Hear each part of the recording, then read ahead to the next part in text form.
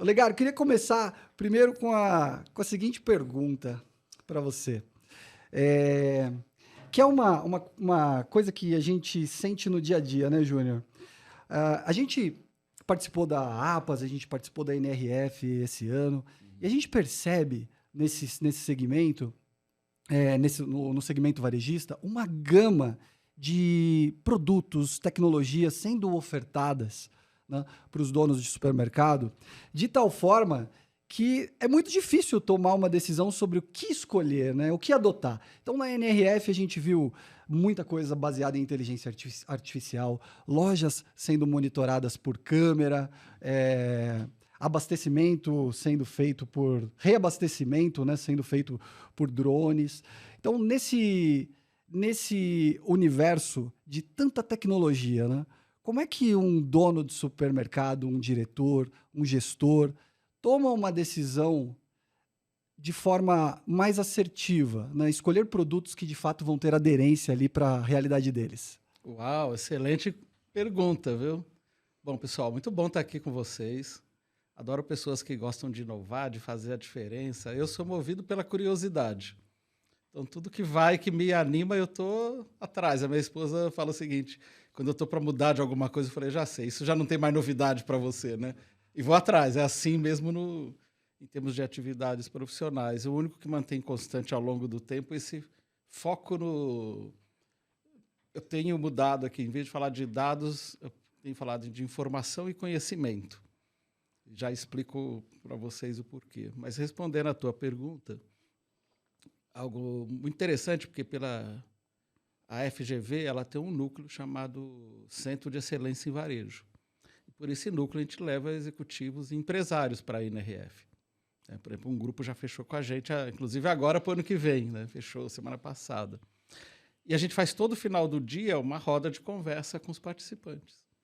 E nessa roda de conversa veio algo parecido com o que você está falando. Então, nós entramos ali numa conversa muito rica. E essa conversa fala o seguinte, o empresário que vai tomar uma decisão de uma tecnologia, seja numa feira como a APAS, que tem muitas possibilidades, ele tem que, primeiro, ter uma clareza de qual é a dor que está tendo no negócio. Porque não dá para comprar todas as tecnologias e tem tecnologias que, de repente, para ele, para aquele momento, não faz o menor sentido. Qual o desafio? Alguns compram por vaidade. Vaidade pura. Ele vê o concorrente fazendo, self-checkout é um ótimo exemplo. Tem um caso que a gente conheceu, que o empresário, ele pôs self-checkout num lugar onde as pessoas não queriam, não precisavam, não tinha fila, mas assim, não, mas meus concorrentes estão pondo, eu vou também colocar. Então, a primeira decisão é como essa tecnologia vai ajudar o negócio, vai ajudar a melhorar a eficiência. Então, se eu vou melhorar a eficiência da operação, é uma decisão importante. Eu vou melhorar a experiência do cliente, porque, por vezes, as duas coisas estão associadas.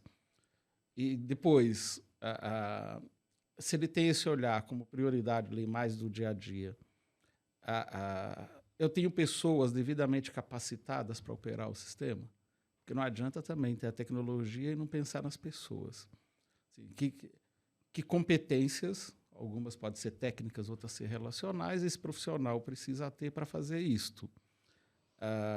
Depois ele tem que olhar assim, esse processo está sendo bem executado antes de pôr a tecnologia? Porque eu costumo falar, no computador a gente põe lixo, vai sair lixo, não queira milagre, né? Não tem milagre. Mas, por incrível que pareça, eu conheço algumas pessoas que acham que digitou qualquer coisa lá dentro, está tudo bem, está cumprindo. Não, ele não vai ter a informação correta. Vamos pegar um exemplo muito do dia a dia que envolve vocês, né? Uma dor do varejo, de maneira geral, é a diferença entre preço do sistema e preço ali de frente de caixa, onde cria desconfiança no shopper, na pessoa que está ali comprando, porque ela vai na loja, está lá na gôndola, na prateleira, um preço, vem no caixa, está outro. Ou não está cadastrado. Então, de repente, ele tem um bom sistema, mas não funciona. Mas olha o impacto que isso tem na experiência do cliente, porque ele começa, se isso se repete muito, ele fica desconfiado. E o segundo aspecto, imagina a operadora de caixa.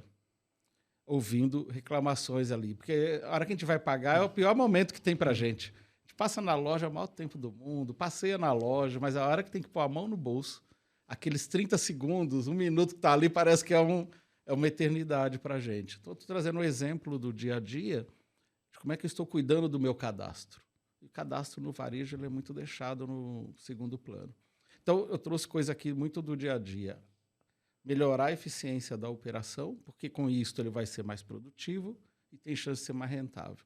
E também melhorar a experiência do cliente, do outro lado. Se ele olhar para isso, ele já está começando a fazer boas escolhas. Mas eu entendo também que esse executivo, esse empresário, ele tem que deixar, ele não precisa achar que ele precisa ter a solução sozinho, ele precisa ouvir mais equipe. Quem está lá na linha de frente sentindo a dor de fazer aquilo. Porque se ele entende quem está tendo a dor, ele vai mais cirurgicamente no ponto certo e faz um investimento melhor. Claro que ele pode ter uma questão mais estratégica. Por exemplo, a discussão hoje no varejo é como é que ele realmente integra o online com o offline. Quer dizer, como é que ele tem ali uma comunicação sem atrito com o cliente. Essa é uma discussão mais estratégica.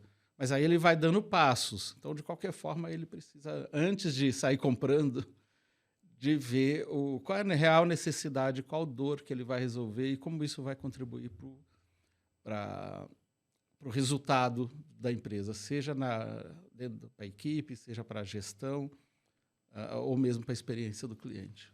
É interessante. Você sabe que o Júnior, ele sempre comenta muito isso com a gente, né? A adoção da tecnologia, né, Júnior? Como elemento estratégico, né? Um ponto interessante que aconteceu há pouco tempo com a gente, há pouco tempo não, há 1 ano mais ou menos, um pouco mais talvez, foi o caso do aplicativo. Então, tem um aplicativo lá para a pessoa ver os descontos que ela tem, né? Então, ela é um cliente fidelidade, ela tem um desconto. E as grandes redes estavam colocando para você ativar a promoção, né? Uhum. Então, você ia, por exemplo, no Pão de Açúcar, no Extra, e aí você tem que ativar todos aqueles descontos lá, né? E, eu quero um leite condensado, então eu tenho que ativar o desconto para passar no caixa. E para eles tem um sentido isso, mas alguns clientes nossos começaram a pedir. E a gente tenta explicar para o cliente que, na verdade, está colocando um ponto de atrito a mais ali para o cliente ter o desconto, né? Uhum. Que o interessante seria mostrar para ele que ele tem aquele desconto e fazer...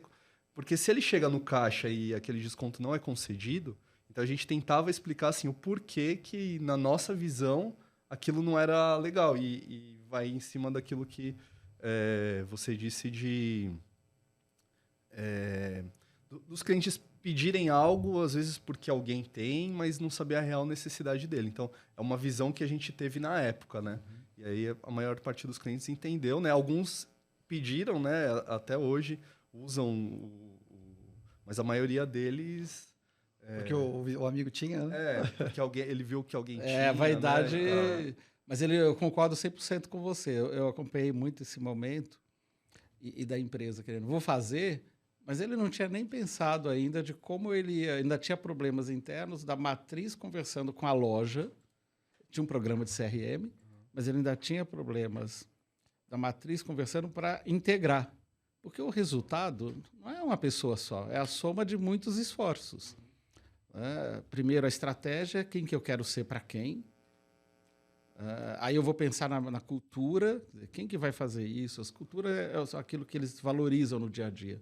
Porque não adianta olhar para a aparência e fazer algo e isso não ter consistência interna, que é o que você trouxe aqui.